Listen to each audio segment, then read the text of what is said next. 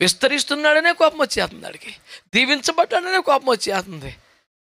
మన వలన ఎవనికి ఎందుకంటే వాడిని ఆవరించి ఉన్నది లూసిఫర్ కాబట్టి, నాశన పాత్రుడు కాబట్టి, అబద్ధములకు జనకుడు కాబట్టి, సంహారకుడు కాబట్టి, లయకర్త వాడి మీద ఉన్నాడు కాబట్టి అలాంటి తాట్లే వస్తాయి. ప్రభువా ఇప్పుడు చూపించంటే, నేను యాకోబులో ఏ దోషమును కనుగొనలేదు. నువ్వు ఆ బతుకు నీకు డోకా ఉండదు. నువ్వు నిదానం చూస్తే ఎవరు నిలబగల ప్రభావం చూస్తూనే ఉంటుంది. లేదు పనికి మళ్ళీ బతికి ఎడుతున్నావు కాబట్టి ఎప్పటికప్పుడు టెన్షన్.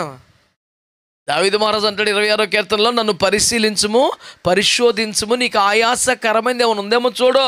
దమ్ముండాలా ప్రార్థన చేస్తాకి, నన్ను టెస్ట్ చేయి, చూడు ఏమైనా తేడా ఉందేమో చూడండి. దేవుడి దగ్గరికి వెళ్ళిపోతుంటే నేను అప్పుడప్పుడు షుగర్ టెస్ట్ చేసుకు వెళ్తాను కదా, భయం వేసేస్తుంది. ఎందుకంటే అంతకుముందు పూట ఫుల్గా ఆవకాయ పచ్చడి వేసుకొని వేసుకుని కుమ్మేసి ఉంటాం, వేసి రక్తం వేసి టెస్ట్కి వెళ్ళాలండి. బాబు ఎలాగో 300 చూపించేస్తుందేమో బాబోయ్, అదే నెక్స్ట్ వీక్ వెళ్తానులే.